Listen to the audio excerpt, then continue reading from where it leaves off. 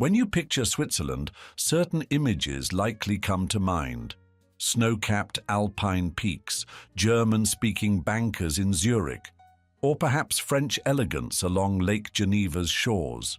Few travelers realize that just beyond the border near Italy's Lake Como lies another Switzerland entirely, where Italian fills the air, palm trees line crystalline lake shores, and a distinctive fusion of Mediterranean warmth and Swiss precision has created perhaps the most discreet wealth haven in Europe, Lugano. Thus, in today's episode of Sir Luxury Travel, we step into Lugano's rarefied world, where banking fortunes accumulate behind elegant facades, where billionaires find refuge from both scrutiny and ostentation, and where you might discover the most sophisticated expression of luxury hiding in plain sight along Switzerland's southern border.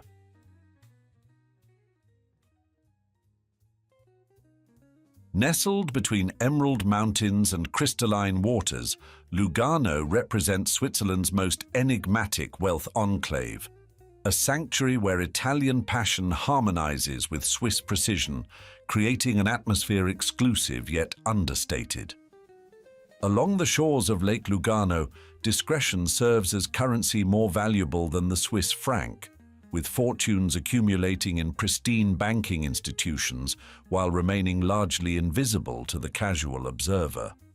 This Italian-speaking Swiss city has cultivated a reputation as the quiet alternative to flashier European wealth centers, where billionaires safeguard assets while indulging in Mediterranean pleasures, all within the protective embrace of Swiss stability. Property values in prestigious neighborhoods like Collina d'Oro, aptly named Golden Hill, command 15,000 to 30,000 Swiss francs per square meter, establishing Lugano as a premier luxury real estate market while still maintaining relative value compared to Switzerland's most expensive locales. From Paradiso's luxury high-rises like Nizza Paradise and Vista Lago to Montebray's exclusive hillside villas, Lugano offers wealthy residents a diverse tapestry of prestigious addresses, with each district possessing its own distinctive character and advantages. Castagnola showcases Arci di Luce, an ultra-exclusive enclave of just 8 villas designed by renowned architects Herzog and de Meuron within the historic Villa Favorita Park, representing some of Switzerland's most coveted residential properties.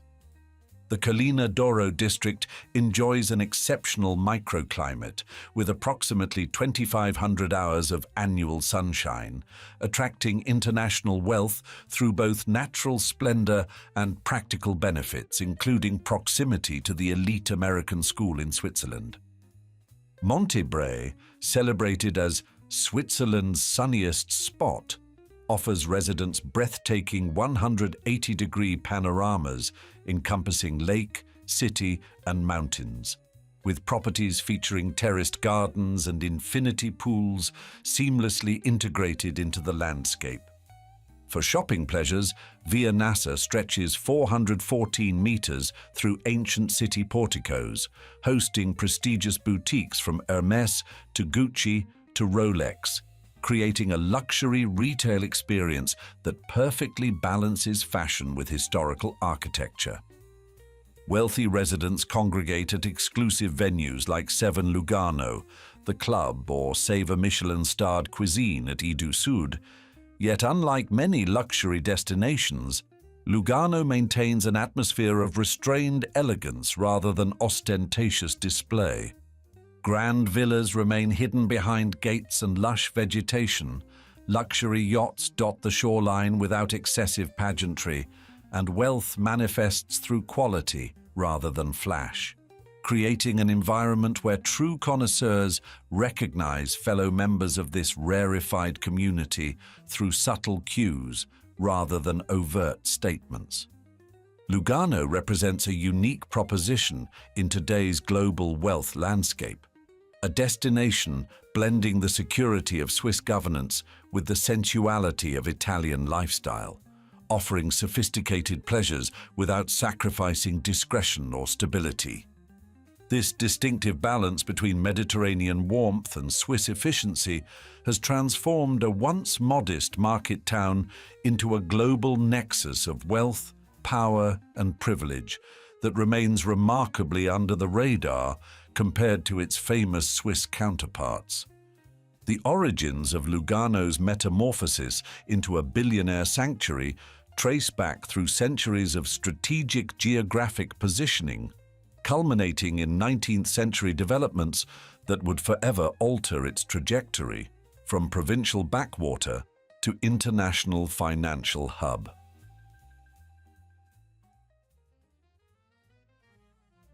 Lugano's transformation from humble origins to global wealth center spans over a millennium, with its first documentation as a modest market settlement appearing in 984 CE.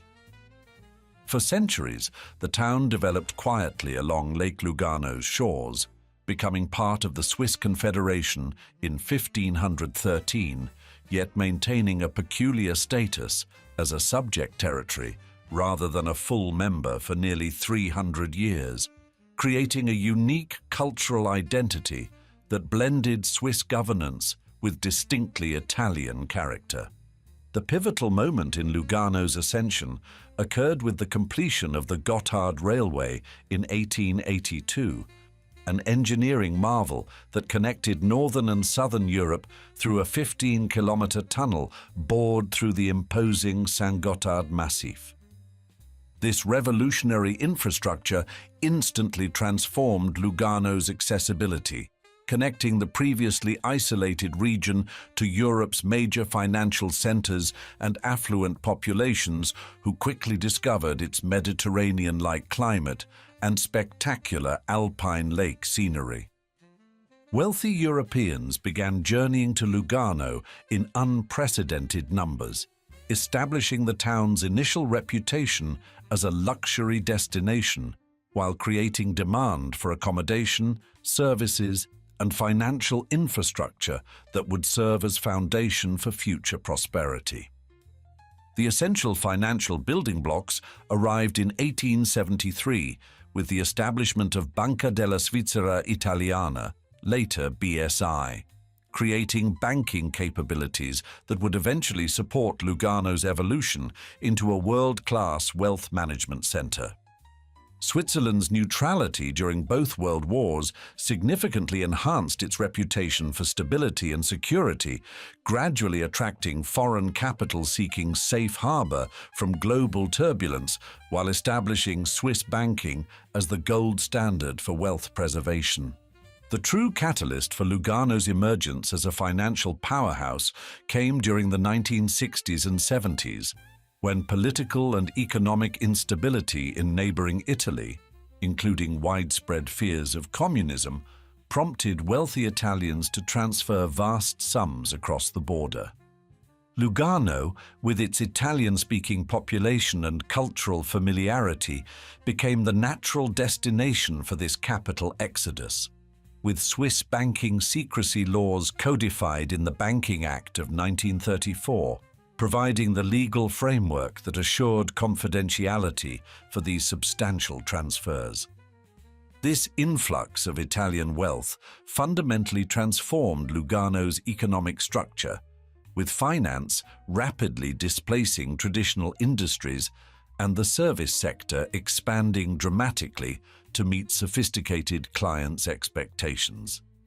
By the 1970s, Lugano's infrastructure development accelerated with the acquisition of land for Lugano Agno Airfield in 1970-63 and construction of the Congress Center in 1975, creating modern facilities commensurate with its growing international prominence. The following decades witnessed Lugano consolidating its position as both financial center and luxury destination, with banking's contribution becoming so substantial that tax revenues from the sector accounted for more than half the city's tax income, enabling significant contributions to broader Swiss financial equalization. Today, Lugano stands as Switzerland's third largest financial center after Zurich and Geneva, continuing to offer sophisticated wealth management services despite evolving challenges to traditional Swiss banking secrecy that have forced adaptation and innovation. Recent infrastructure developments have further enhanced Lugano's strategic positioning, including the completion of the Gotthard Base Tunnel in 2016 and the Ceneri Base Tunnel in 2020, dramatically improving connectivity to German-speaking Switzerland while maintaining the city's crucial gateway status between Swiss efficiency and Italian flair. Lugano's extraordinary setting between crystalline lake and majestic mountains creates an unparalleled playground for elite experiences, offering wealthy residents and visitors activities that seamlessly blend natural splendor with luxurious indulgence. Unlike Swiss Alpine resorts with seasonally concentrated attractions, Lugano's Mediterranean-like microclimate enables year-round outdoor pursuits, complemented by sophisticated urban pleasures, creating a comprehensive lifestyle matrix for those commanding unlimited resources. Lake Lugano forms the spectacular centerpiece of the region's most exclusive experiences, with private yacht charters representing the pinnacle of aquatic luxury tailored to discriminating clientele seeking both excitement and discretion. Companies like MI Gift offer completely customized boat tours without pre-established routes, allowing wealthy guests to explore hidden coves and picturesque fishing villages according to their particular interests, accompanied by professional captains sharing insider knowledge and local historical insights. For those desiring exceptional indulgence, luxury day charters provide signature packages with evocative names like Champagne and Caviar Cruise or Scotch and Cigar Yachting Experience, featuring premium spirits and gourmet catering arrangements that transform ordinary boating into extraordinary memory creation. The surrounding mountains offer equally exclusive adventures, starting with Monte Bre, celebrated as Switzerland's sunniest mountain, and providing spectacular panoramic views complemented by private funicular arrangements enabling early morning or after-hours access that bypasses crowds entirely. Monte San Salvatore, frequently compared to Rio de Janeiro's Sugarloaf Mountain, delivers breathtaking 360-degree vistas with VIP access available outside standard operating hours, creating truly private communion with nature's grandeur. Adventurous elites seeking more dynamic experiences find satisfaction through Flyticino's exclusive paragliding offerings, arranging private tandem flights with expert pilots that provide unmatched aerial perspectives of the region's magnificent topography. Golf enthusiasts discover refined sporting pleasure at Golf Club Lugano in Magliasso, a historic course celebrating its centennial anniversary that presents technical challenges with the River Magliacina, bisecting several holes, while maintaining prestigious members-only exclusivity frequented by local elites and wealthy visitors. For wellness-focused experiences, the View Lugano Spa delivers personalized treatments within a yacht-inspired setting featuring Himalayan salt rooms, chromotherapy showers, and thalassotherapy treatment spaces, while more adventurous wellness seekers arrange private mountaintop yoga and meditation sessions at panoramic viewpoints with dedicated transportation and catering. The absolute apex of outdoor luxury arrives through helicopter experiences utilizing aircraft like the Sikorsky S-92 Executive, valued at $27 million, or the Airbus ACH-130 Aston Martin Edition, starting at nearly $6 million. facilitating extraordinary adventures such as multi-destination wine tours, visiting prestigious vineyards throughout Switzerland and neighboring Italy within a single day.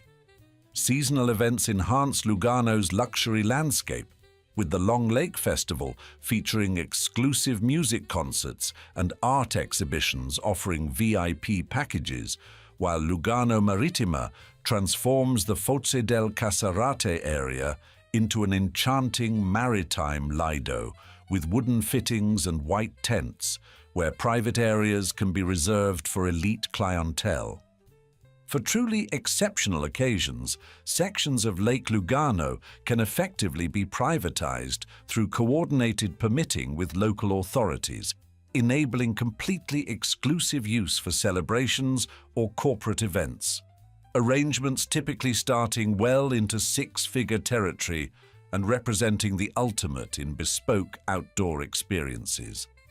Lugano's extraordinary natural assets combined with Swiss organizational precision create a playground for the privileged that few destinations can rival, where nature's magnificence meets human ingenuity and unlimited resources to craft experiences inaccessible to ordinary travelers. Within Switzerland's constellation of elite destinations, Lugano occupies a distinctive niche that combines elements of both Swiss and Italian luxury paradigms, while creating something entirely sui generis, a little Italy nestled within Swiss borders, yet maintaining an identity transcending both traditions. Understanding Lugano's position in Switzerland's wealth hierarchy requires examining how it compares to other exclusive locales across multiple dimensions, revealing its particular appeal to specific segments of global ultra-high net worth individuals.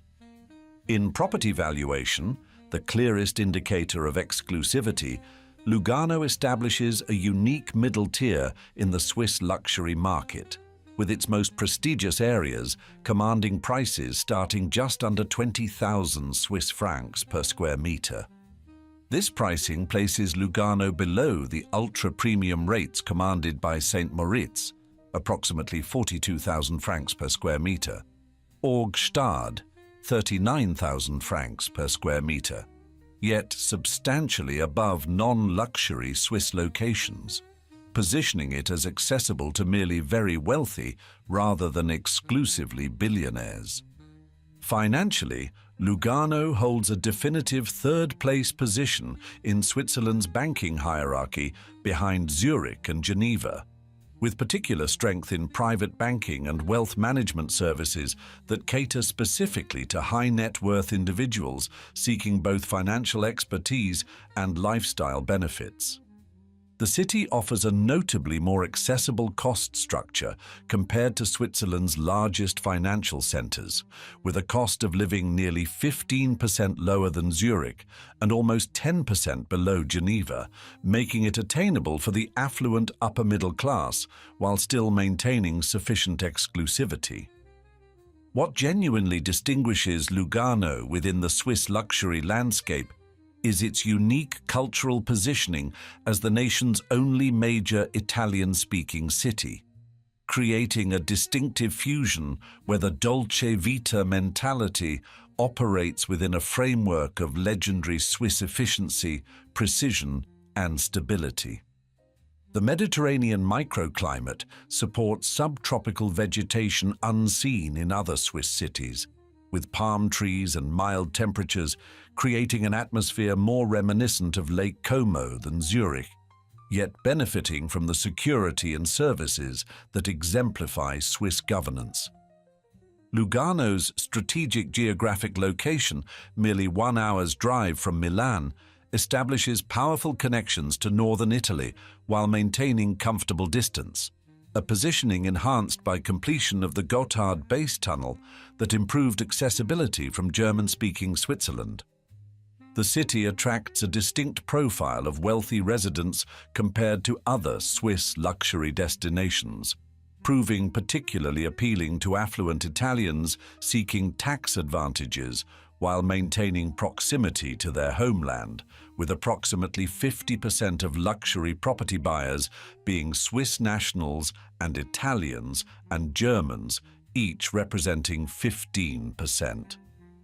Unlike locations like St. Moritz and Gstaad that feature old aristocratic wealth predominance, Lugano hosts a higher proportion of new money from Italian entrepreneurs and business owners who appreciate its more accessible social environment compared to Switzerland's most exclusive enclaves. Among the ultra-wealthy, Lugano has cultivated a reputation as a more discreet alternative to Zurich and Geneva for private banking services, essentially functioning as a lifestyle financial center, combining sophisticated wealth management with Mediterranean quality of life. The city represents a sophisticated option for the discreet wealthy who prioritize lifestyle alongside financial considerations, offering a genuine alternative to more internationally prominent Swiss destinations through its particular blend of cultural attributes. In essence, Lugano delivers something genuinely unique within the constellation of Swiss luxury destinations. The security, precision, and standards of Switzerland infused with the warmth, cultural richness, and sensual pleasures of Italy. A combination that attracts devoted followers, appreciating this distinctive balance rather than maximum exclusivity or international recognition. Beneath Lugano's tranquil surface thrives a sophisticated ecosystem catering specifically to ultra-high net worth individuals, with dining and social institutions that blend Italian culinary traditions with Swiss precision and Mediterranean ambiance to create distinctive experiences for the elite. At the pinnacle of Lugano's culinary hierarchy stand Michelin-starred establishments like Île du Sud at the historic Hotel Splendide Royal, which has earned both a coveted star and 16 Gold Milau points under the direction of executive chef Marco Veneruso. The restaurant's unique South meets South concept merges southern Swiss and southern Italian culinary traditions, with signature dishes including linguine with scampi and anchovy sauce. Preparations that previously earned Chef Veneruso Michelin recognition during his tenure in Beijing. Dining at Île du Sud means experiencing exceptional cuisine within the grandeur of Hotel Splendide Royal, an institution established in 1887 that represents the perfect marriage between historical ambiance and contemporary gastronomy. The View Fine Dining, positioned in Lugano's upscale Paradiso neighborhood, earned its Michelin star in 2022 through executive chef Diego della Schiava's visually stunning Mediterranean-inspired cuisine focusing on seasonality and artistic presentation.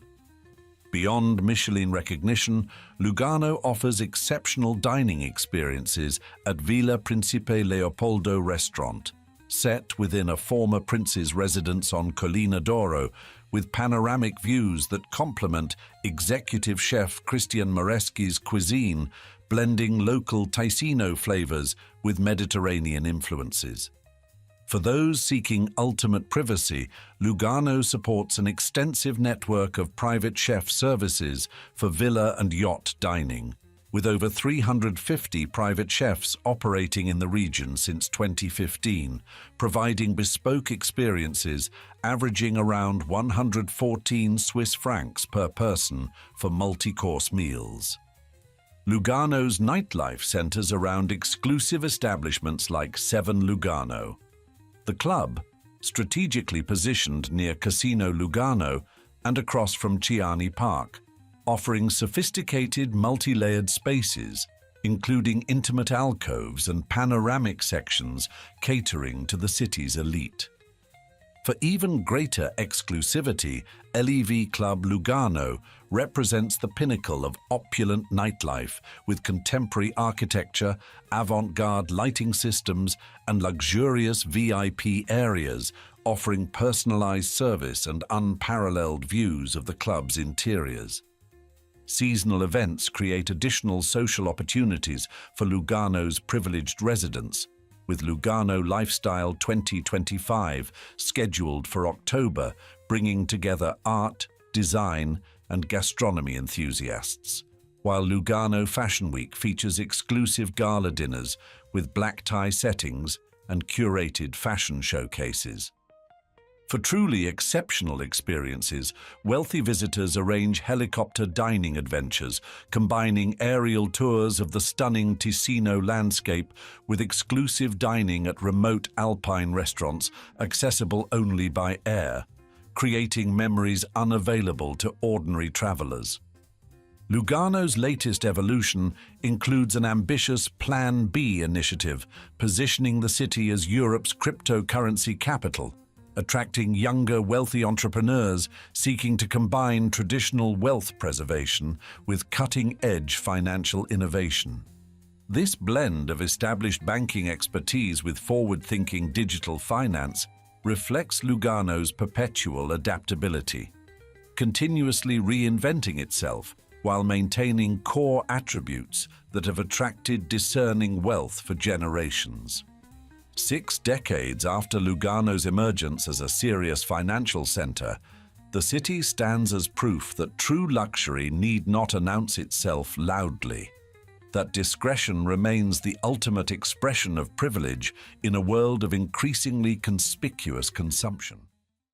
The world's elite don't come to Geneva to show off their wealth. They come to protect it, grow it, and wrap it in layers of Swiss discretion. Certainly, between the pristine waters and snow-capped peaks lies a fortress of financial secrecy, where ancient banking houses manage empires with clockwork precision. Deals that reshape continents unfold in private salons while tourists snap photos of fountain views, blissfully unaware of the invisible currents of power flowing through this lakeside sanctuary. Therefore, in today's episode of Sir Luxury Travel, I'll guide you as we unlock the closely guarded secrets of Europe's most refined haven, where luxury isn't about being seen, it's about never being noticed at all. Your Geneva morning begins, as all civilized mornings should, watching sunlight dance across Lake Geneva from a Pierre-Yves Rochon-designed suite at Four Seasons Hotel des Bergues. Though personally, I find the autumn light more flattering from my private residence, but one does enjoy a change of perspective occasionally. The hotel, gracing Geneva since 1834, understands that true luxury lies in the details. 115 rooms adorned with Louis Philippe furnishings and fabrics in sophisticated blues and greens, rather like having a private apartment in a royal residence. Breakfast presents a delightful dilemma, whether to indulge in Italian-prepared caviar and blinis at Il Lago or ascend to Izumi for a Japanese interpretation of morning excellence. By 9, you'll find yourself on Rue de Rhône, where history delivers a delicious irony. This former street of horse traders and fodder merchants now houses Patek Philippe Rolex and the kind of boutiques that make other luxury streets feel rather provincial. Morning meetings occur in the private rooms of Pictet, where 600 billion Swiss francs in assets provide rather comfortable seating arrangements. At Lombard Odier, founded in 1796, tradition pairs nicely with trillion-dollar commodity trades over espresso, though I prefer their 1834 vintage Arabica, assuming you're on the list to request it. The true art lies in appearing completely uninterested while billions transfer between accounts, rather like my grandmother taught me during my first commodity trade, though that's a story better saved for after markets close. This is where 22% of the world's cotton trades hands, while Mediterranean Shipping Company, the world's largest shipping enterprise, orchestrates global commerce from discreet offices overlooking the lake. Your neighbors include Gunvor, Trafigura, and Mercuria Energy Group, though one never discusses business outside the private rooms of Bayview by Michelle Roth at Hotel President Wilson. And Geneva ranks as the world's 10th most important financial center and 13th most expensive city, statistics that make most residents here chuckle over their morning brioche. The Italian royal family discovered this haven years ago, though they maintained the good taste not to mention it. In Geneva, true wealth whispers in 4 languages, but prefers comfortable silence. But perhaps you're wondering how this lakeside sanctuary transformed into the world's most discreet playground for the genuinely wealthy. Though that's a story best saved for our next chapter. My broker's calling, and one never keeps billions waiting.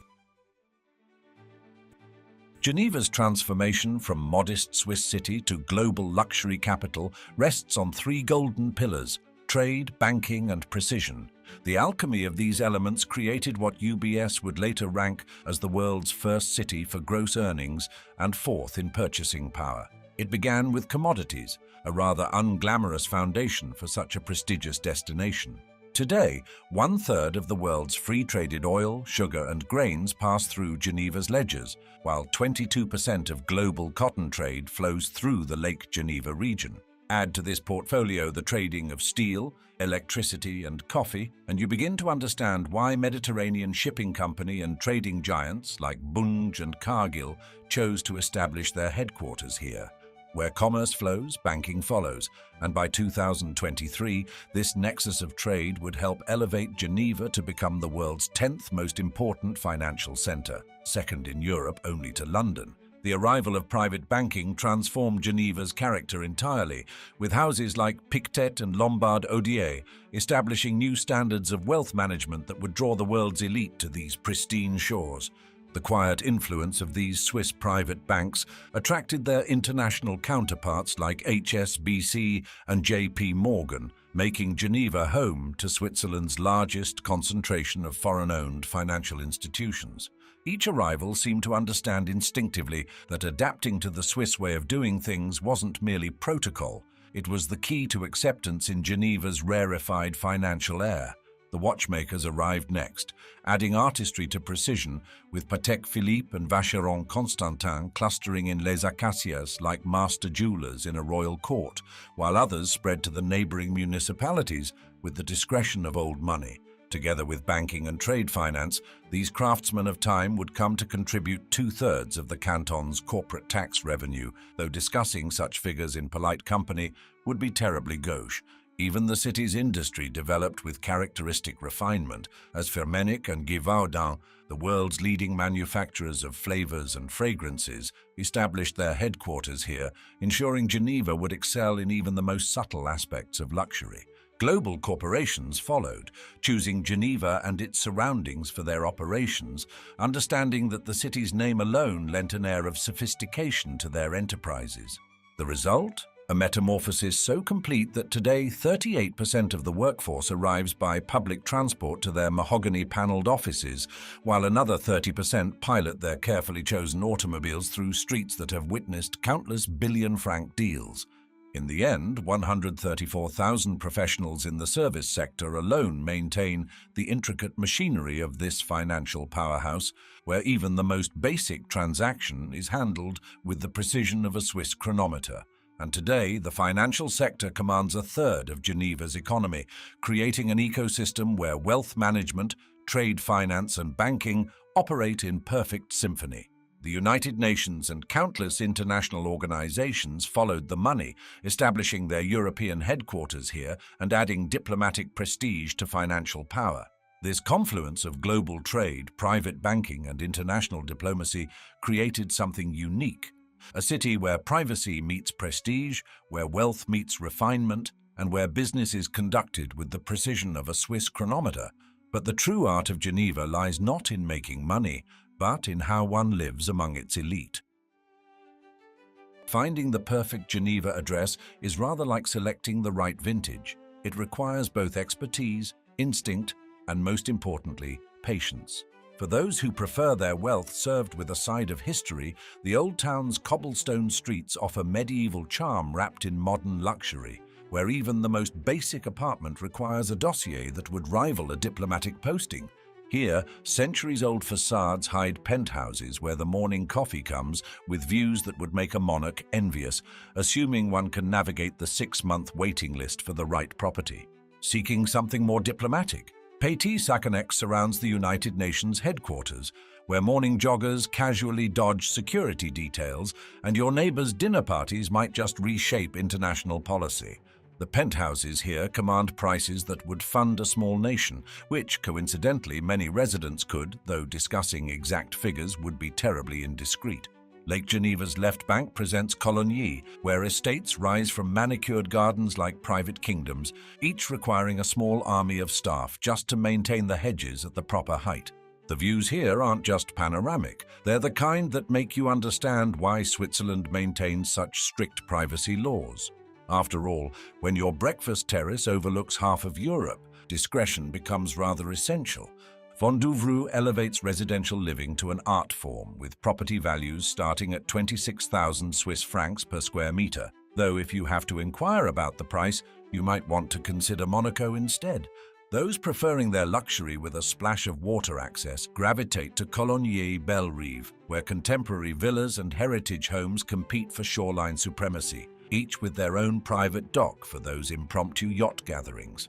Conches offers sanctuary to those who value privacy above all, where even the local cafes seem to operate on an unspoken understanding about which conversations they haven't overheard. For the more contemporary collector of fine addresses, Les Grottes has transformed its artistic heritage into something rather more profitable, though they've managed to maintain just enough bohemian charm to seem intentional. Champel balances medical prestige with educational excellence, all wrapped in an elegance that makes other upscale neighborhoods seem like they're trying too hard, a cardinal sin in Geneva society. The most amusing part of Geneva's real estate scene isn't the prices or the views, it's watching new arrivals discover that securing the right address requires more than merely sufficient funds. One must understand the subtle choreography of Geneva society, where even the process of viewing a property follows rules as precise as a Swiss watch. The Parc Bertrand offers lovely afternoon constitutionals, assuming one can distinguish the neurosurgeons from the nuclear physicists. The recent trend toward home offices has redefined luxury spaces, though in Geneva, an office typically includes a private bar and enough room to host a small summit. Smart home technology has become de rigueur, controlling everything from temperature to wine cellar humidity with Swiss precision. Properties start around 3 million Swiss francs, reaching upward to 63 million for those requiring additional helicopter access or underground art galleries. Though in Geneva's refined air, such figures are discussed with the same casualness others might use for discussing the weather, but securing the right address requires more than merely sufficient funds. One must understand the subtle choreography of Geneva society, though perhaps we should explore that particular aspect over lunch at one of our more discreet establishments. Next, allow me to share the finer points of Geneva's more refined pleasures. The Rue du Rhône serves as our epicenter of luxury, though calling it merely a shopping street feels like calling Lake Geneva a pond. Here, Sartorio Geneve's flagship boutique crafts jewelry that makes royal collections seem rather modest. I still remember when they created a particular piece for my grandmother's centennial. For timepieces, one must visit the Patek Philippe Museum, where the history of horology unfolds in ways that make other watch collections feel like corner store novelties. The MB and FMAD Gallery offers a refreshing fusion of watchmaking and kinetic art, perfect for those moments when a traditional timepiece simply won't suffice. When hunger strikes, Geneva presents 13 Michelin-starred establishments, though securing a reservation often requires more connections than closing a Swiss bank account. Domaine de Châteauvieux, nestled in the countryside, allows chef Philippe Chevrier to transform local ingredients into masterpieces that make other two-starred restaurants seem like casual cafes. Il Lago at the Four Seasons Hotel de Bergue elevates Italian cuisine beyond what most Italians thought possible. For those seeking contemporary French excellence, Bayview by Michel Roth offers views of Lake Geneva that complement the artistry on your plate. Speaking of chef Dominique Gauthier, his focus on seasonal products has redefined what we expect from modern French cuisine. Wine enthusiasts gravitate toward Bistrot du Bœuf Rouge and Le Boulogne, where the sommeliers often remember your preferred vintage before you do. For entertainment, private yacht charters on Lake Geneva provide the perfect setting for those conversations that shouldn't reach shore. The Museum of Modern and Contemporary Art offers private viewings, a necessity when one prefers to contemplate Picasso without the usual crowds. The annual Luxury Innovation Summit brings together those who shape the future of refinement, though the real decisions tend to happen during the gala dinner. Geneva's auction houses regularly host private previews of rare artworks and collectibles. I still smile thinking about the bidding war that erupted over that particular Monet last season. The Geneva Lux Light Festival illuminates January evenings, though the truly memorable experiences happen at the private receptions afterward. But perhaps the most exclusive entertainment in Geneva isn't found in any guidebook or concierge's recommendations. It's knowing exactly which chef to call for an impromptu dinner party, or which gallery owner keeps the real masterpieces in the back room. Though speaking of hidden treasures, shall we discuss where one actually rests one's head in this city of discreet luxury? Lastly, let me share a few secrets about Geneva that you won't find in those charming tourist guides. The true measure of Geneva's exclusivity isn't in its banks or boutiques, but in its remarkable population dynamics. A full 60% of our residents are fellow international citizens, creating a fascinating social tapestry that makes even Monaco seem rather provincial. Speaking French isn't merely helpful here, it's essential for unlocking Geneva's inner circles. While English may suffice for board meetings, you'll need impeccable French for those private vineyard tours where Geneva's finest wines are quietly allocated. Our canton produces 10% of Switzerland's wine, with the highest vineyard density in the country. The savviest residents know that Geneva's real business hours run contrary to expectation.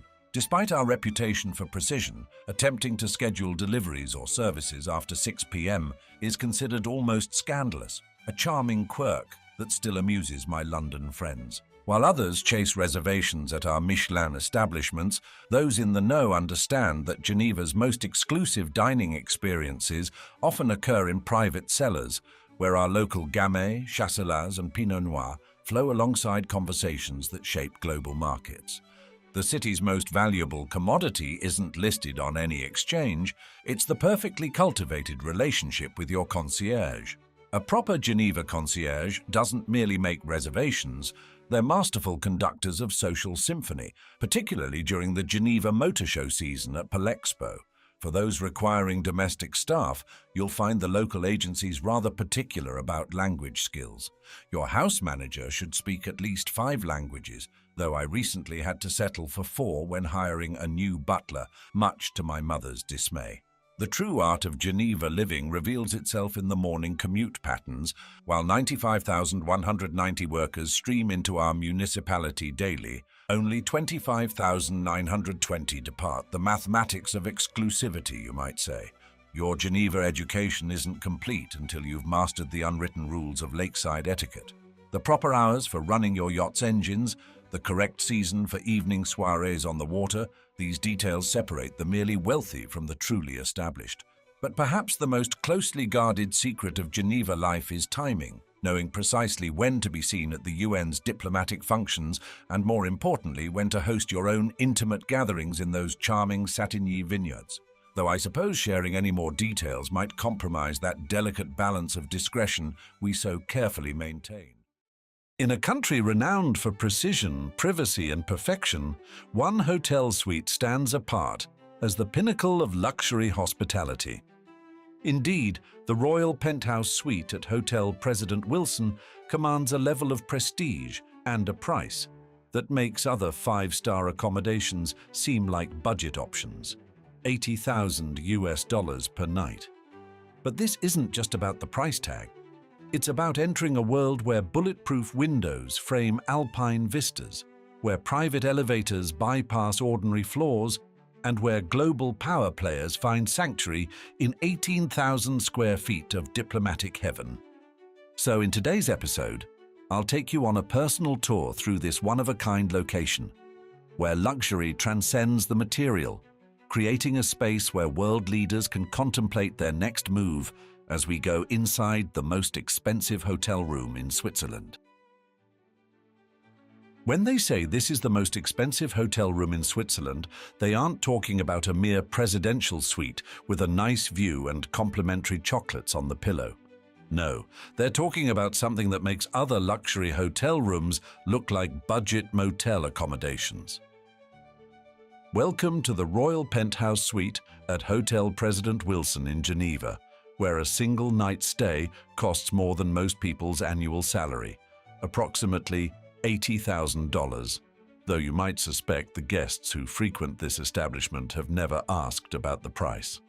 The hotel itself stands like a proud sentinel near two of Geneva's most prestigious addresses, the United Nations Building and Lake Geneva, though calling them nearby feels like saying the crown jewels are near Buckingham Palace, or like saying my private helipad is near my wine cellar. Technically true, but it hardly captures the essence. Named after America's 28th president, Woodrow Wilson, this isn't just any luxury hotel. It's a statement of diplomatic heritage, paying homage to Wilson's dedication to the League of Nations. Though I suspect the former president might have raised an eyebrow at the nightly rate. But it's the penthouse suite that truly defies imagination. Occupying the entire 8th floor, because why settle for a mere room when you can have an entire level to yourself? This 18,000 square foot paradise makes most luxury homes look like studio apartments. The guest list reads like a who's who of global influence. Bill Clinton has walked these halls. Mikhail Gorbachev has contemplated world affairs from its windows. Richard Branson has likely used its business facilities to sign deals that reshape industries. And Rihanna? Well, she's probably composed songs inspired by the panoramic views. Speaking of views, they're the kind that make you understand why Switzerland appears on so many postcards. Though I find the view from my Alpine observatory slightly more compelling, especially during meteor showers.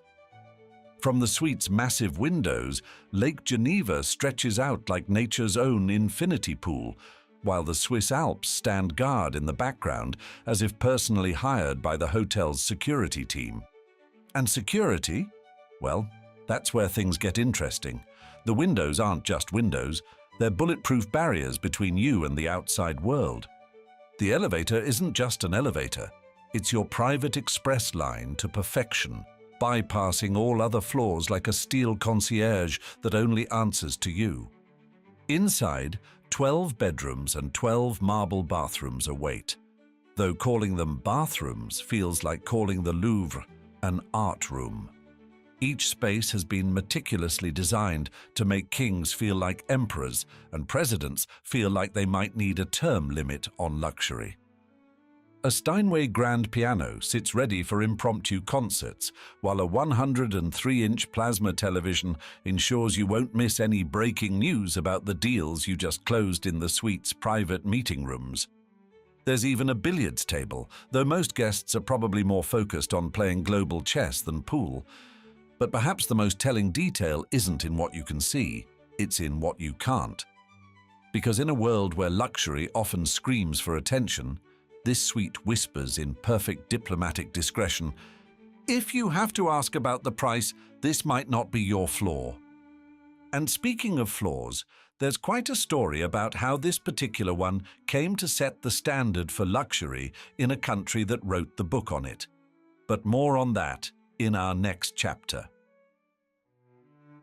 If you're wondering what $80,000 per night buys you besides a legendary address, the answer lies in the details. Though calling them details feels like calling the Alps some hills. Take the dining experience, for instance. The hotel doesn't just offer a restaurant. It presents a culinary journey through a space that redefines the meaning of refinement. Picture a grand corridor where comfort meets cuisine in perfect harmony. On one side, seating that makes you question everything you thought you knew about chair design. On the other, a buffet spread that turns each meal into a diplomatic summit of flavors. The chairs themselves deserve special mention. Crafted from materials so luxurious, they make standard 5-star hotel furniture feel like sidewalk seating. But dining is just the appetizer in this feast of amenities. The suite comes with its own private gym, because when you're paying tens of $1,000s a night, even your workout should have a view of Lake Geneva. Though personally, I find my home gym's view of the waters in the Maldives more motivating during morning Pilates. For those moments when world-changing decisions need a moment's pause, the suite offers a private terrace complete with a telescope. Whether you're studying the stars or keeping an eye on your yacht in the lake below, the view never disappoints. In fact, I had a similar setup installed in my penthouse, though the Mediterranean offers a bit more yacht-watching variety. A perfume shop within the hotel stands ready to ensure you smell as expensive as your suite costs. Though considering the nightly rate, one might expect the fragrance to be made from actual gold. The lobby itself serves as an unofficial United Nations assembly with plenty of space for impromptu meetings that might just reshape global markets. After all, when you're paying this much for accommodation, every conversation should have room to expand into a potential merger or acquisition. Even the massage service feels elevated beyond mere relaxation. Though I think telling someone you got a massage in a suite where one night is worth more than many people's yearly salaries changes the whole concept of therapeutic pressure. But perhaps the most impressive amenity isn't something you can touch or see. It's the silence. The kind of silence that comes from knowing you're suspended in a bubble of luxury so rare, even other luxury hotels look up to it. The kind of silence that lets you hear yourself think about whether to buy another small country or just another small airline.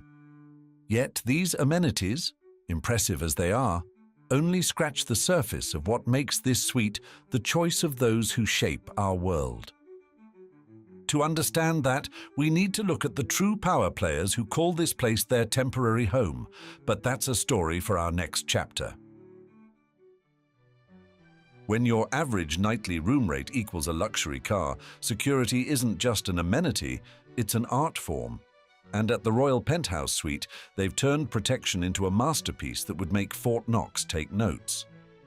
Let's start with the windows.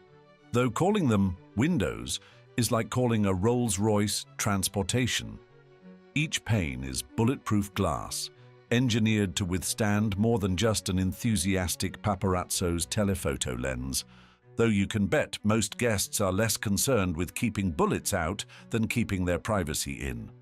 Inside the suite, security measures are woven into the very fabric of luxury so seamlessly that most guests might never notice them. Hidden steel doors stand ready to transform parts of the suite into safe rooms at the touch of a panic button, though one imagines the most dangerous thing most guests face is choosing which of the 12 bathrooms to use first.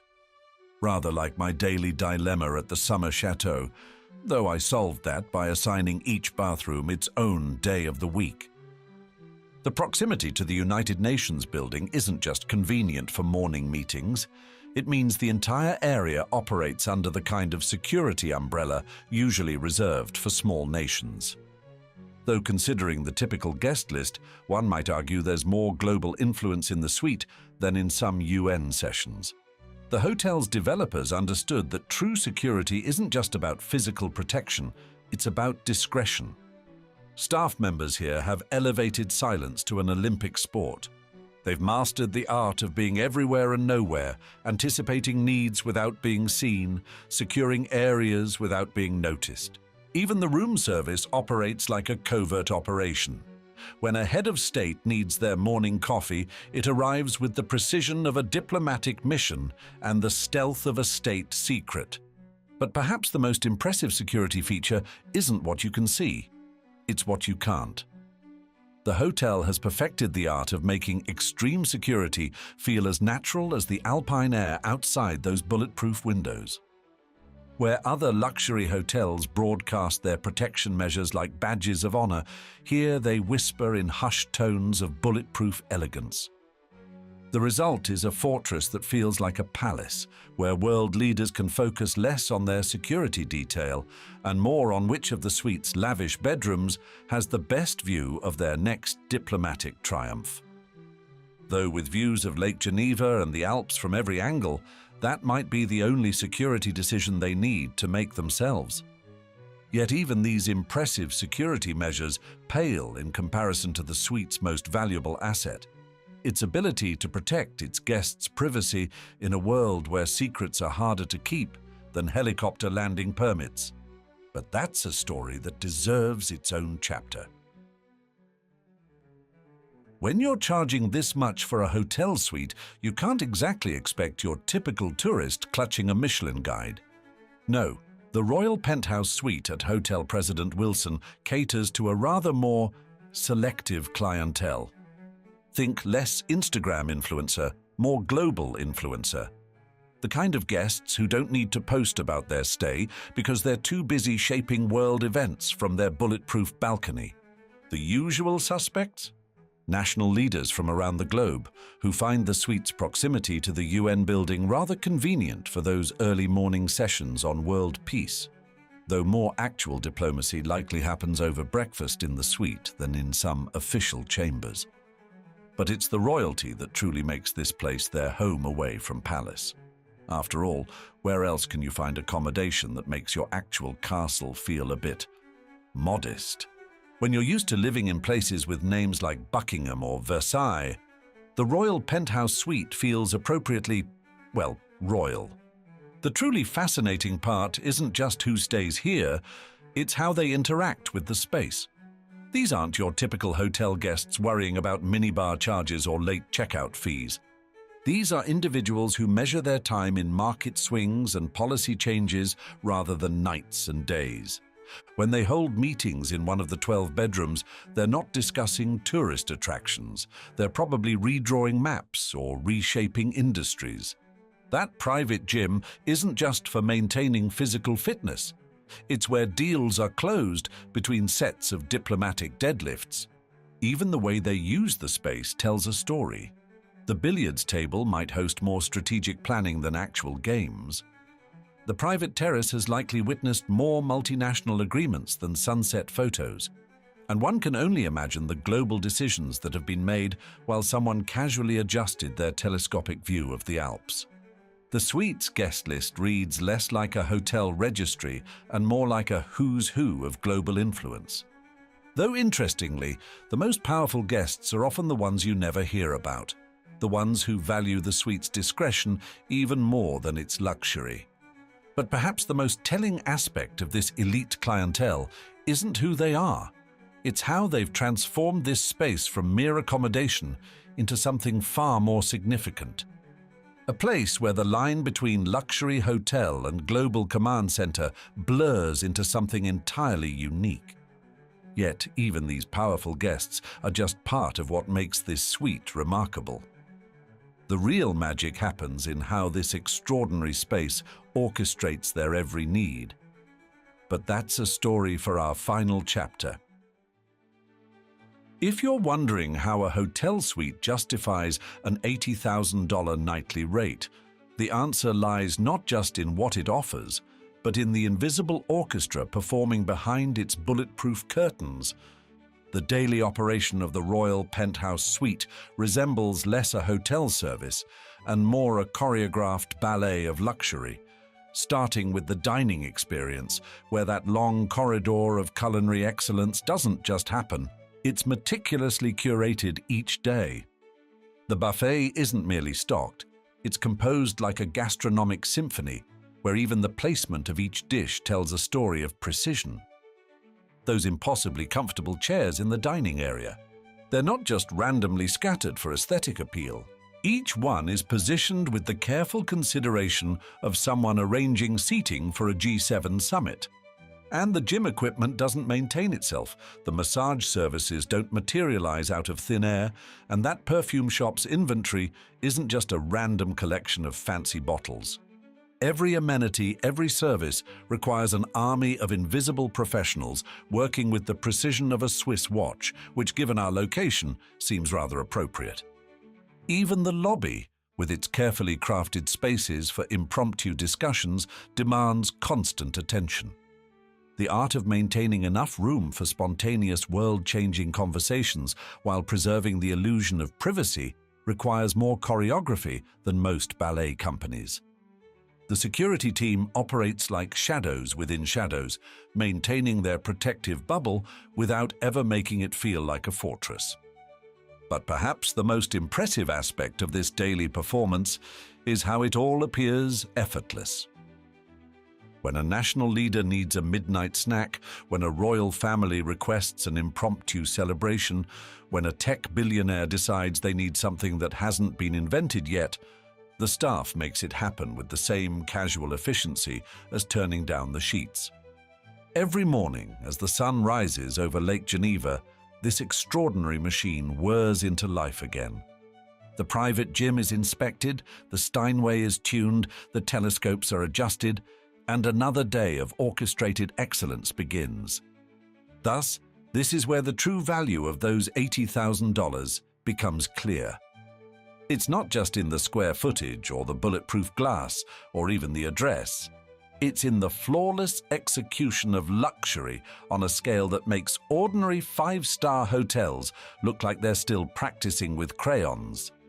And as night falls over Geneva, as the Alps fade into silhouette and the lake reflects the lights of a city built on discretion, the royal penthouse suite prepares for another night of hosting those who shape our world. Though I suspect the suite itself might have more interesting stories to tell than any of its guests.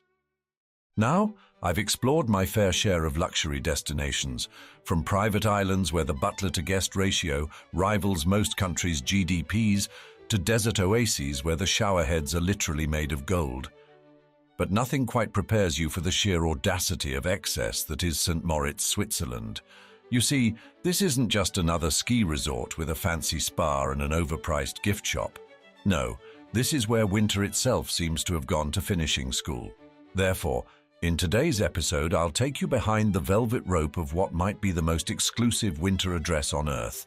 And while I can't promise you'll leave with a reservation, I can guarantee you'll understand why some people consider altitude the ultimate luxury as we tour St. Moritz, Switzerland, the winter home of billionaires.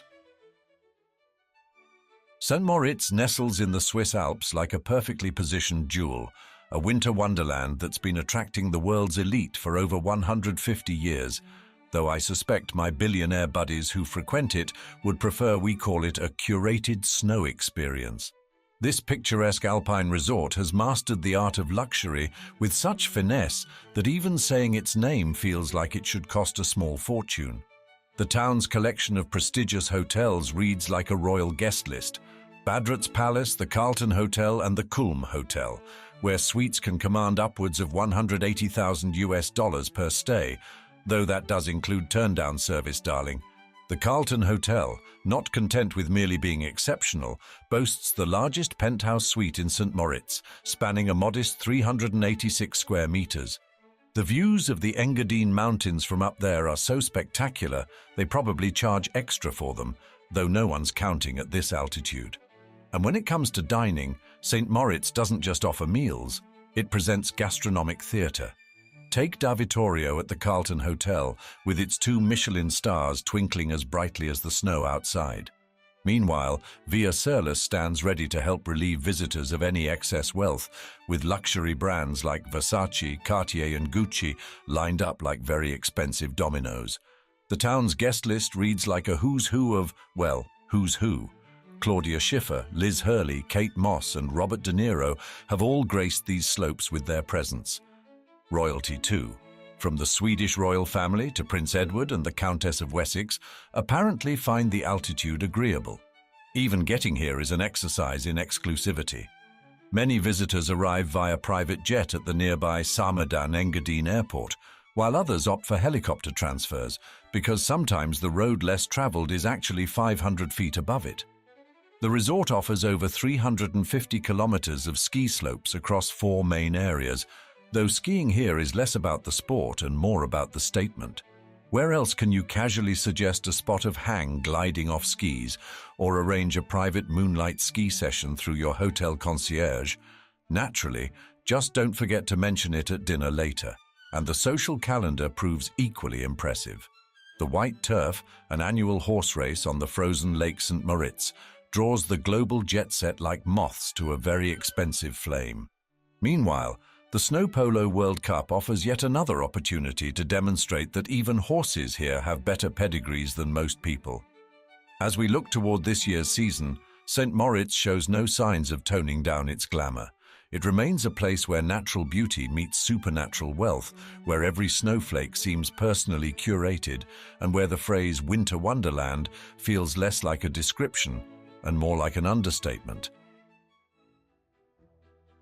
St. Moritz's story stretches back far beyond its current status as a billionaire's snow globe, though I doubt those Bronze Age settlers were quite as concerned about thread counts and champagne vintages. Archaeological evidence reveals human presence here over 3,000 years ago, with the Celts leaving behind votive offerings, swords and needles at the base of local springs. One imagines they were the first to discover that St. Moritz had that special something, though in their case it was less about luxury spas and more about not freezing in the Alps. The mineral springs proved to be the area's first calling card, boasting some of the richest carbonic acid content in Europe. These waters weren't just any springs, they were the original wellness influencers, attracting health-seeking visitors long before Instagram could document their healing journeys. The first written mention of St. Moritz appears around 1137 to 1139 AD, when it was known as Ad Sanctum Mauritium. Named after St. Maurice, an early Christian saint from southern Egypt, though one suspects he might have packed a warmer cloak had he known where his name would end up. During the Middle Ages, the town became quite the spiritual hotspot. In 1519, Medici Pope Leo X made an offer that would make modern marketing executives jealous. Full absolution for anyone making a pilgrimage to the Church of the Springs. Talk about an early version of a loyalty program. The 16th century brought a dash of science to the spiritual soup when Paracelsus, the renowned natural remedy practitioner, spent time studying the local waters. Though unlike today's visitors, he probably wasn't following up his research with a massage and a facial. By 1832, the first guest house appeared next to the spring, and by 1859, the town could accommodate 450 guests, though this was less suite with a view and more room with a cure. The focus remained firmly on health rather than wealth, with visitors coming from May to September to take the waters and enjoy the Alpine scenery. During this period, St. Moritz was exclusively a summer destination. The winter months saw hotels shuttered tight as the mountains were considered too cold and dangerous, a notion that would soon be turned on its head in spectacular fashion. Looking back, it's almost poetic how this place evolved from Celtic warriors leaving their swords by healing springs to modern-day titans of industry leaving their American Express black cards at hotel reception. Little did those early settlers know that it would take one hotelier's audacious bet to transform their sacred springs into what we now know as winter's most coveted address. Picture, if you will, a September evening in 1864 when Johannes Badrut, owner of the Engadina Kulm Hotel, had what might be history's most profitable moment of impulsive hospitality. As his English guests lamented their return to London's infamous fog, Badrut made the kind of proposition that would make modern-day hoteliers need a stiff drink. He wagered these skeptical Brits that St. Moritz's winter wasn't just bearable, it was downright pleasant enough to lounge on the terrace without a jacket. And because nothing says confidence quite like putting your money where your frozen mouth might be, he offered to cover their travel expenses and accommodation if they found his claims to be false. We have to imagine his accountant might have needed some persuading on that particular line item. The English visitors, presumably wondering if the altitude had gone to their host's head, accepted the challenge and returned in December. To Badrut's delight and likely relief, they not only stayed until Easter, but probably spent half that time writing letters home about their discovery. Word spread through Victorian England faster than gossip at a garden party. The transformation that followed was nothing short of remarkable. St. Moritz went from a sleepy village with 75 beds to a bustling resort boasting over 2,000 in just 4 decades, though one assumes they added a few more blankets too. Badrut, riding high on his successful gamble, decided to really show off. In 1879, he installed Switzerland's first electric light and street light at the Engadina Kulm, along with the first flushing toilets in the Alps. He even built the country's first hydroelectric plant. Because if you're going to revolutionize winter tourism, you might as well do it with proper illumination. The resort quickly became a winter sports pioneer, hosting the first European Ice Skating Championships in 1882 and the inaugural bobsleigh run in 1890. The frozen Lake St. Moritz transformed into a venue for Europe's first curling tournament, later adding horse races, ice polo, and even ice cricket, because apparently regular cricket wasn't challenging enough. This momentum culminated in St. Moritz hosting the Winter Olympics in both 1928 and 1948, proving that Badrut's vision had evolved from a mere bet into something that would reshape winter tourism forever. The resort's unique blend of sports and sophistication attracted not just athletes, but anyone who wanted to see and be seen on snow. But here's the real genius of what Badrut started. He didn't just create a winter resort, he invented winter chic. Those early English visitors didn't just discover that winter could be pleasant, they discovered it could be fashionable. And as the sports offerings grew more diverse and the hotels more luxurious, St. Moritz crystallized into something unique. A place where you might find an Olympic athlete sharing a chairlift with a countess. As for the sport that would truly define the resort's future, well, that story begins with 2 planks of wood and ends with what might be the world's most expensive way to get down a mountain. But more on that in our next chapter. When they say St. Moritz has 87 World Cup standard slopes and pistes, what they really mean is they've found 87 different ways to make you forget about your investment portfolio for a few hours. The resort sprawls across one of the Alps' largest winter sports playgrounds, where even the snow seems to have received a memo about maintaining certain standards.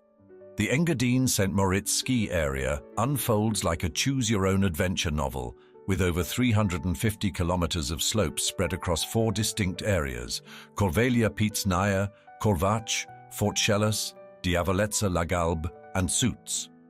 Though let's be honest, having 4 ski areas is really just showing off. Corvelia, the local ski area, if anything in St. Moritz can be called local, connects to the town centre via a funicular that probably has better service than most city metros. It climbs to a breathtaking 3,057 meters at Pițnaia's peak, where the air is so rarefied you might find yourself sharing it with a few passing private jets. But what truly sets St. Moritz apart isn't just its skiing. It's the creative ways it's found to enjoy winter. Take the frozen Lake St. Moritz, for instance. Not content with being merely a stunning natural feature, it transforms into what might be the world's most exclusive ice rink. Though I suspect the real estate beneath the ice might cost more than most regular rinks. Then there's the Snow Polo World Cup, because regular polo apparently wasn't challenging enough. Picture, if you will, thoroughbreds galloping across a frozen lake while their riders attempt to play polo, as one does. The annual white turf horse racing event follows similar logic, proving that St. Moritz never met a winter sport it couldn't make more glamorous. The Olympia Bob Run stands as perhaps the most dramatic testament to St. Moritz's winter sports legacy. It's the world's only remaining natural ice track for bobsledding, which means every curve and straightaway is crafted by hand each season. For those who find daylight skiing too pedestrian, St. Moritz offers night skiing under the stars. Though given the clientele, I wouldn't be surprised if some guests request their own personal constellations. This rich sporting heritage, punctuated by hosting the Winter Olympics in both 1928 and 1948, has created something unique. A place where Olympic dreams and luxury fantasies share the same slopes. Where else might you find yourself riding a chairlift with both a gold medalist and a gold card holder?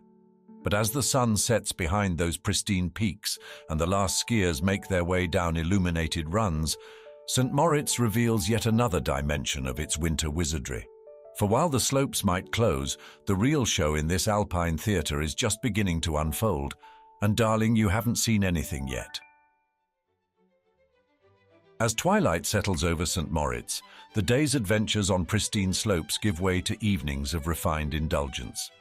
Take Badrut's Palace Hotel, standing proud since 1896 with its 157 rooms and suites, where the pool and spa complex offers views so stunning they make you forget you just spent 2,000 francs on a massage, though the scenery does help ease the sting. The Carlton Hotel, not to be outdone, sends its Bentley fleet to collect guests, because after a day of black diamond runs, one should naturally return home in black leather seats. Their Michelin-starred restaurant serves the kind of meals that make you understand why they don't print prices on the menu, while their sommelier probably knows more about your wine than you do about your own family history. Via Surlus, the town's answer to Rodeo Drive, stands ready to help you commemorate your vacation with something sparkly from Cartier or couture from Versace. The street itself feels less like a shopping district and more like a museum where everything happens to be for sale. As night falls, the legendary King's Club comes alive, channeling Studio 54's spirit with an Alpine twist. Meanwhile, Devil's Place claims to house the world's largest whiskey collection, though after sampling enough of it, who's really counting? The bars here share an unspoken agreement.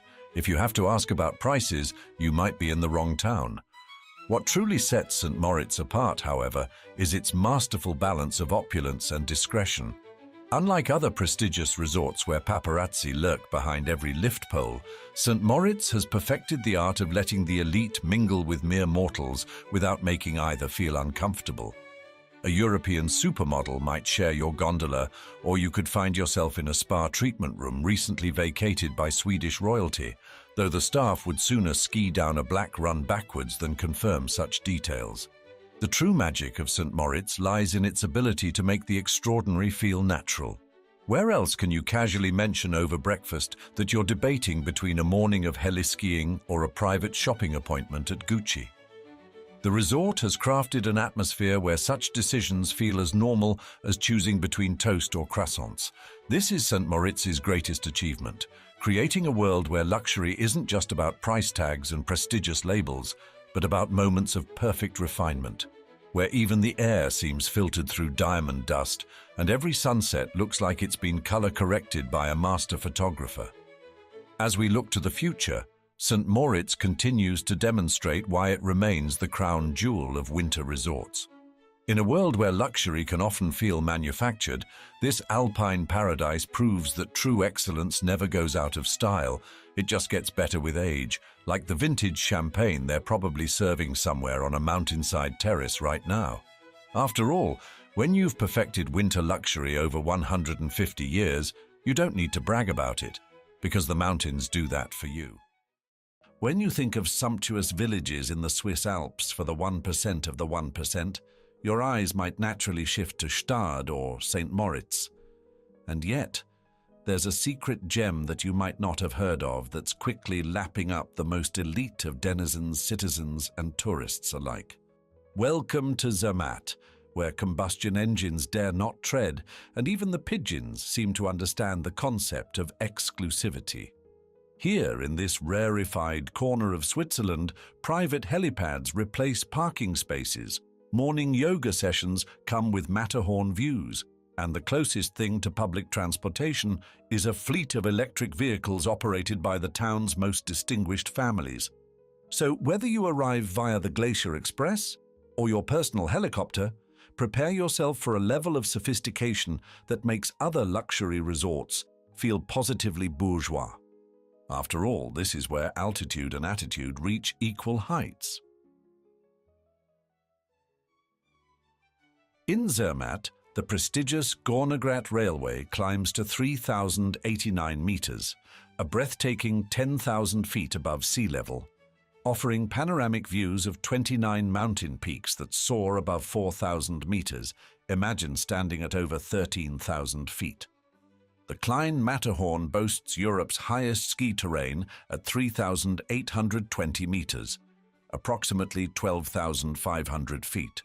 Though I suppose altitude is hardly the only thing that's elevated here. The Matterhorn Express gondola and private tunnels lead directly into hotel lobbies through sophisticated tunnel and elevator systems, ensuring guests never need to encounter anything as pedestrian as weather. The Sonnegger Paradise Complex demonstrates the town's commitment to refined transport. A private funicular leads to Blauherd, followed by a gondola system, and finally a cable car ascent to Rothorn at 3,103 meters, what Americans would call 10,100 feet. The entire town runs on electricity, with combustion engines strictly forbidden since the 1970s to protect the pristine Alpine environment. Only electric vehicles, operated by 4 prominent local families, glide silently through the streets, supplemented by a fleet of horse-drawn carriages for those preferring traditional elegance. The Mata Vispa River, fed by the pristine Gornera Glacier, cuts through the center of town, providing both hydroelectric power and a suitably dramatic backdrop. At 1,620 meters, just over 5,000 feet above sea level, Zermatt nestles beneath Switzerland's highest peak, Monte Rosa, which towers at 4,634 meters, an astounding 15,200 feet, alongside the Dom reaching nearly 15,000 feet, and the iconic Matterhorn at 4,478 meters, or 14,700 feet. The Glacier Express terminates here, rather like having a private railway line to paradise, though I doubt paradise has better sommeliers. Year-round skiing on the Theodule Glacier ensures consistent conditions, while the extensive off-piste terrain attracts the most discerning winter sports enthusiasts. The town's population of 5,800 permanent residents swells significantly during peak seasons when the global elite descend upon its car-free streets. Nearly half of all properties serve as vacation residences, complete with state-of-the-art amenities including underground swimming pools, private cinemas, and personal spas. The local heliport facilitates everything from private powder field access to Alpine rescue services, with Air Zermatt maintaining a fleet of helicopters for both emergency and luxury transport. In the hamlets above Zermatt, Zumsee sits at 1,766 meters, nearly 6,000 feet in the air, while Findeln perches at 2,051 meters, a breathtaking 6,700 feet, offering the kind of exclusivity that only altitude can provide. Riffelalp, soaring to 2,222 meters, what my American friends would call 7,300 feet, boasts its own chapel, proving that even spiritual matters receive proper elevation here. Personal chefs prepare breakfasts in private chalets, while state-of-the-art gyms host morning yoga sessions with unobstructed views of the Matterhorn. The town's remarkable transformation from farming village to elite sanctuary might seem like a fairy tale, though that's a story better told over a private tasting at one of our more discreet establishments. After all, in Zermatt, even the morning coffee comes with a side of history, and a rather impressive view of what might be the world's most photogenic mountain.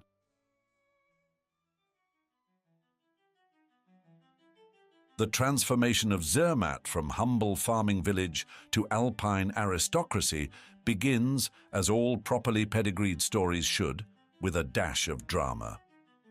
Until the mid-19th century, this valley harbored little more than agricultural ambitions and some rather determined cattle, though I suspect even the cows knew they had superior real estate. The year was 1865 when Edward Whymper, presumably tired of climbing less impressive mountains, decided to make the first ascent of the Matterhorn. The expedition ended with the sort of tragedy that paradoxically tends to put places on the map. Only 3 of the 7 climbers survived the descent. The incident might have deterred lesser mortals, but it merely enhanced the Matterhorn's mystique, rather like a slightly dangerous aristocrat who only becomes more intriguing at dinner parties. Soon, British mountaineers began arriving in droves, discovering that Zermatt offered something beyond mere slopes and summits. The village responded by transforming itself into a sophisticated haven.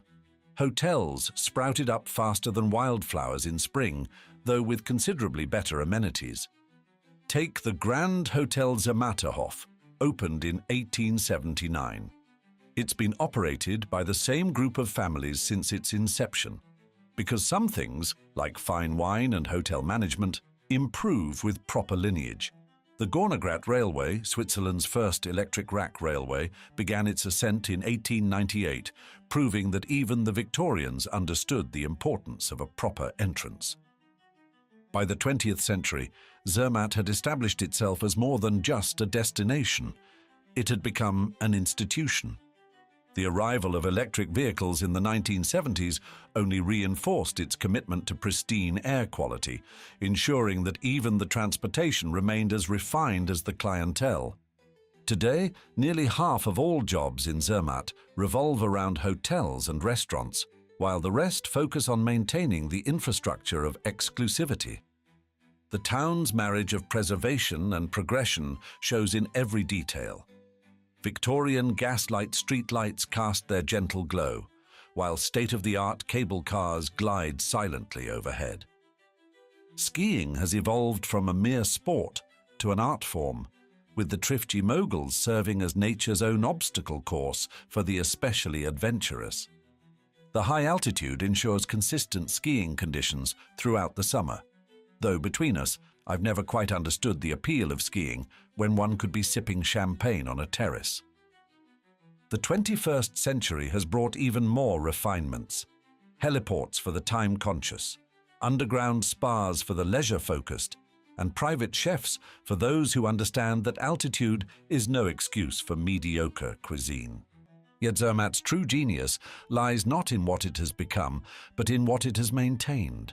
That ineffable quality of authenticity that no amount of money can quite manufacture. Now that we've covered the history, perhaps we should discuss what really matters in a resort of this caliber, the skiing, though that particular story deserves its own chapter. You're right. Let me revise Chapter 3 with more elegant number conversions.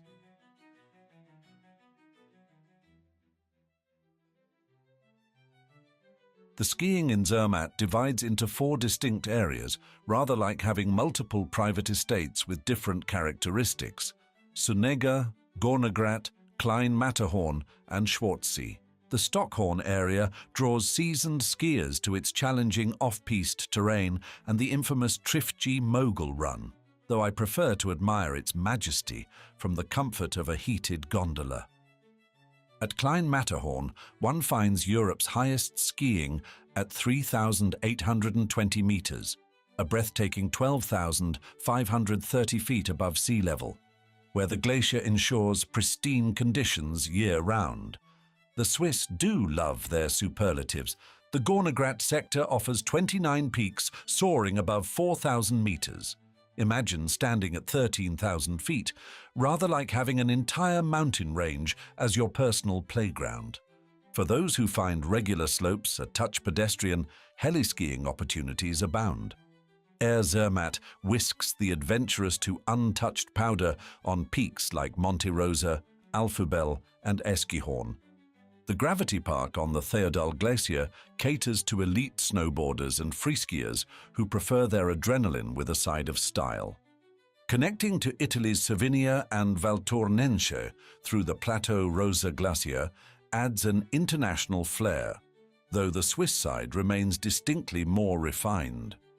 Summer brings a different sort of elevation to Zermatt's activities. The Five Lakes hiking trail offers views that make regular panoramas feel rather inadequate. The Zermatt-Sunega Trail reveals alpine meadows where even the wildflowers seem to understand proper placement. For those seeking higher ground, the Hernley Hut sits at 3,260 meters. My American friends would call it 10,760 feet, 100 feet, serving as base camp for Matterhorn climbers, though I find the view equally spectacular from the comfort of a mountain restaurant terrace. The Fury Suspension Bridge hovers at 1,867 meters, nearly touching the clouds at 6,000 feet, providing enough excitement for those who prefer their adventure with proper handrails. The Zermatt Valley, perched just shy of 2,000 meters, a dizzying 6,300 feet, offers historic hamlets that have mastered the art of appearing untouched by time. Riffelalp, at a height that would make Manhattan's tallest skyscrapers blush, 2,200 meters or 7,200 feet, provides a perfect pause for contemplation. The Gornergrat barn, that marvelous feat of engineering, winds its way to 3,089 meters, a height our American guests would recognize as over 10,000 feet, allowing for hiking possibilities at various altitudes.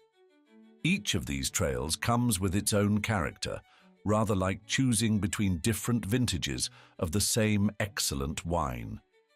The mark of true Alpine sophistication, however, lies in knowing exactly which lift to take, which trail to follow, and most importantly, which mountain restaurant to frequent for that essential mid-morning refreshment. Though perhaps we should save the discussion of Zermatt's culinary heights for our next chapter. After all, even the most dedicated sportsperson must eventually trade their skis for a proper table setting.